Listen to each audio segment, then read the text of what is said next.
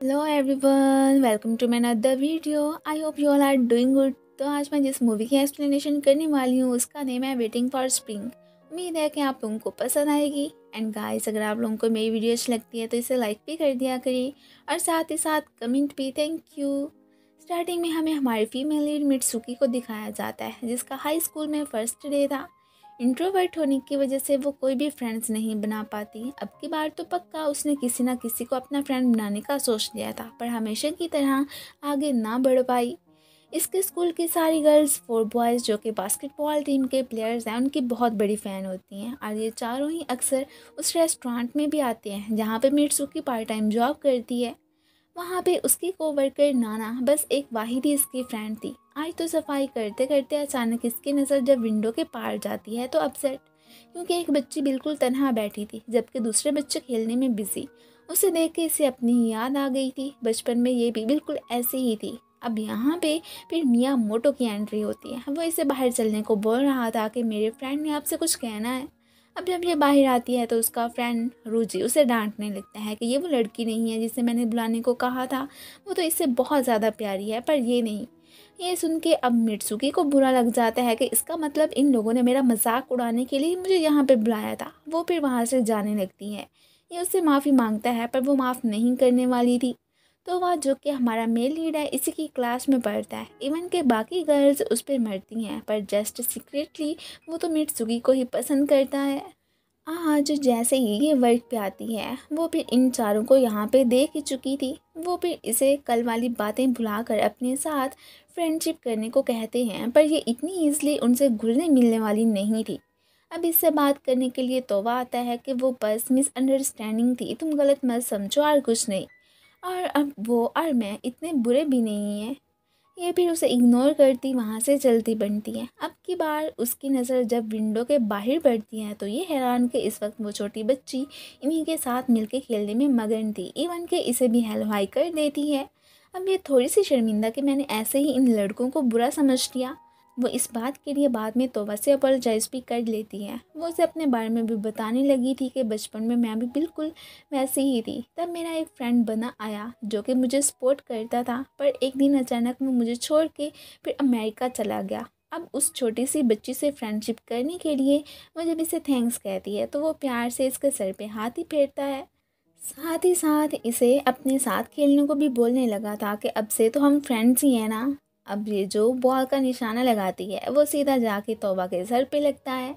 ये देख के यहाँ पे सभी स्माइल करने लगते हैं। स्कूल में भी फाइनली रीना इसकी फ्रेंड बन गई थी। वो इन्हीं चारों बॉयज़ की बहुत बड़ी फ़ैन होती है और इस हद तक क्रेज़ी कि कोई इनके आसपास दिखे सही उसे तो फिर इसने मार ही डालना हो। अब ये सुन के मित्सुकी थोड़ा सा डर जाती है। वो जब इससे पूछती है कि क्या तुम भी उनकी फ़ैन हो तो वो झूठ बोल देती है कि नहीं। इसलिए कि जब इसे पता चला कि वो मेरे फ्रेंड्स हैं और हम साथ में टाइम भी स्पेंड करते हैं तो इसने तो फिर मुझसे अपनी फ्रेंडशिप तोड़ ही देनी है। इसलिए फिर उन चारों को इग्नोर ही करने लगी थी कि कहीं रीना हमें देख ही ना ले। अब वो हैरान कि कल तक तो ये ठीक थी, अब अचानक इससे क्या हो गया। तो वैसे जब बर्दाश्त नहीं होता तो वो स्कूल में ही इसका हाथ पकड़ के इग्नोर करने का रीज़न पूछने लगता है। रीना तो ये देख के वहाँ से भाग जाती है। अब फिर इसने सारी बात का तोबा को बता दिया था कि वो तुम चारों को लेके बहुत ही ज़्यादा टॉक्सिक है, इसलिए मैं बात नहीं कर पा रही थी कि कहीं वो ये सब देख के मुझसे नाराज़ ही ना हो जाए। ये तो उसे सारी बात रीना को बता देने का ही मशवरा देता है कि ये ना हो कि कल को सच्चाई पता चलने पे वाकई में वो तुमसे बिल्कुल बात ना करे।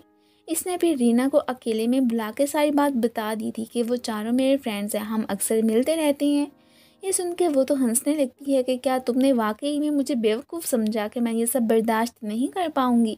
मैं तो उस दिन बस मजाक कर रही थी और कुछ नहीं। अब फिर ये खुश हो जाती है और फिर तोबा को जाके थैंक्स ही बोलती है कि तुम्हारी वजह से मेरे सर का बोझ हल्का हो गया।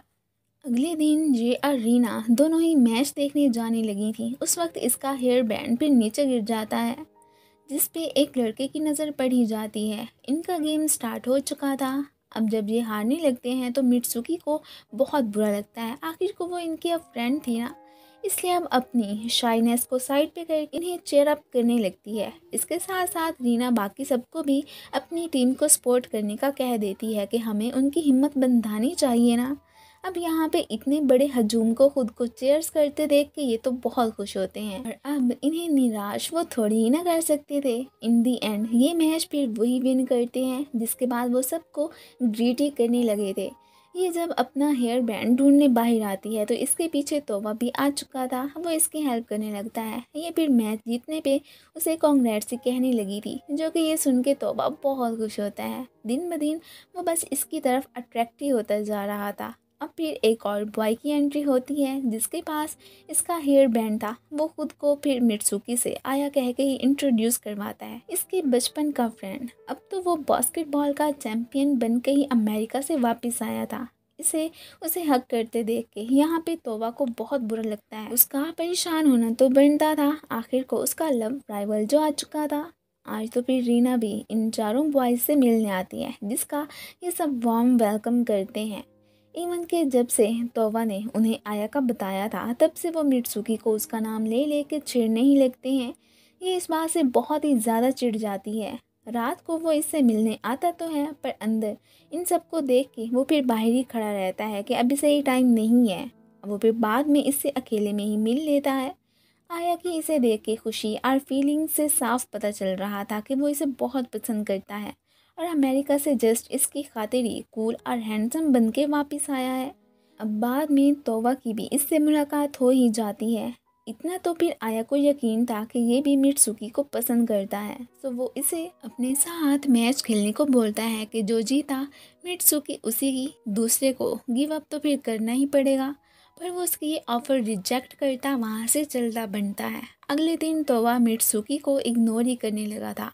उसे भी यही लगता है कि जैसे मित्सुकी आया को काफ़ी पसंद करती है। रात को जब वो इसके साथ मिलके इसे जब घर छोड़ने जाने लगा था, तो अब उसने पक्का डिसाइड कर लिया था कि वाकई में मेरे पेरेंट्स के बाद अब जिसकी भी मेरी लाइफ में इम्पोर्टेंस है वो ना सिर्फ मेरे फ्रेंड्स हैं, बल्कि मित्सुकी भी उन सब में शामिल है। मुझे हर हाल में आया से इसे जीतना है।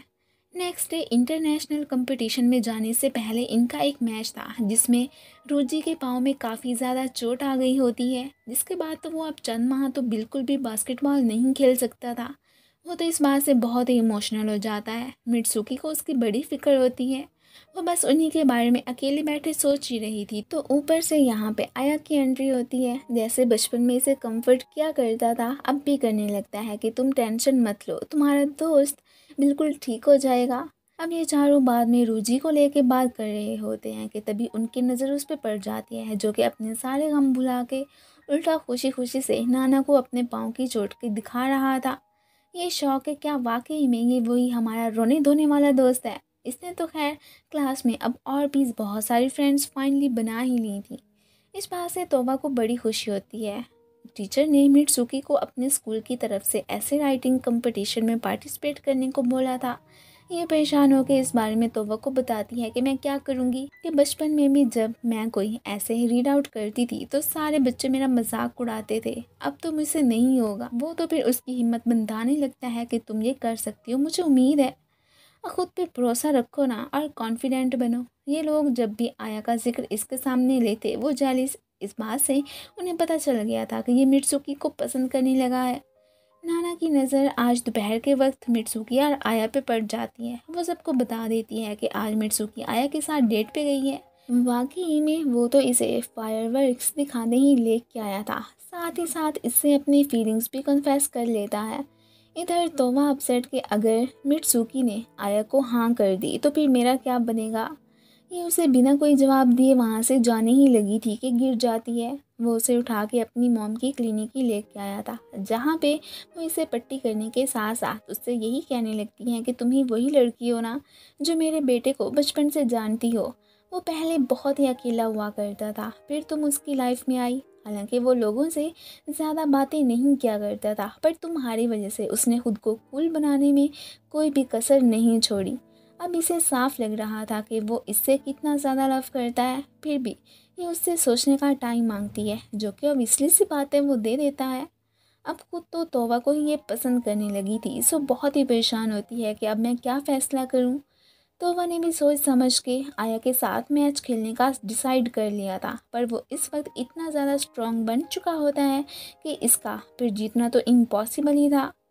हार के वो बहुत ही ज़्यादा परेशान हो जाता है जब इसकी मुलाकात मित्सुकी से होती है। तो ये छुपे वर्ड्स में फिर यहाँ पे उससे प्यार का इजहार करके अपना वेट करने को ही कहता है कि एक दिन मैं ज़रूर तुम्हें ऑफिशियली अपना बना लूँगा, लेकिन उसके लिए तुम्हें थोड़ा सा इंतज़ार तो करना पड़ेगा। वो भी मान जाती है। उसने भी फैसला कर लिया था कि सिर्फ मैं तौबा को ही पसंद करती हूँ, जबकि आया के बारे में मेरे ऐसे ख्यालात कुछ भी नहीं है। अब से इसने फिर ऐसे राइटिंग की प्रैक्टिस करना स्टार्ट कर दी थी।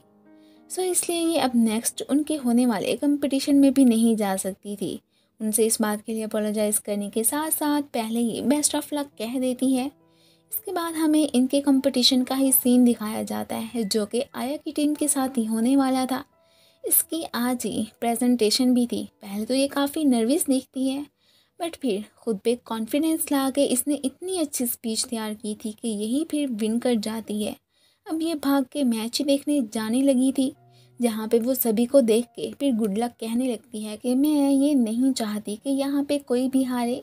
तो वह इसे देख के बस बहुत ही ज़्यादा खुश हो जाता है। खैर फिर भी इतना खेलने के बाद भी इन दी एंड आया की टीम ही जीत जाती है। वेल वो कंपटीशन तो जीत गया, पर मित्सुकी का दिल नहीं। बाद में इसने उसे एक्सक्यूज़ कर लिया था कि मैं तुम्हें जस्ट फ्रेंड समझती हूँ, इसके अलावा कुछ नहीं। वो हंसते मुस्कुराते ही ये रियलिटी एक्सेप्ट कर लेता है और साथ में हमेशा फ्रेंड रहने का भी उसने इससे प्रॉमिस ले लिया था। लास्ट में हमें तोवा और मित्सुकी को दिखाया जाता है, जहाँ पे इसने मित्सुकी से अपने लव की कन्फेशन कर ली थी। सारे ही आज यहाँ हैप्पी न्यू ईयर की शाम को बहुत ही इंजॉय करते हैं और इनकी इसी मस्ती के साथ ही इस मूवी की एंडिंग हो जाती है। Thank you for watching.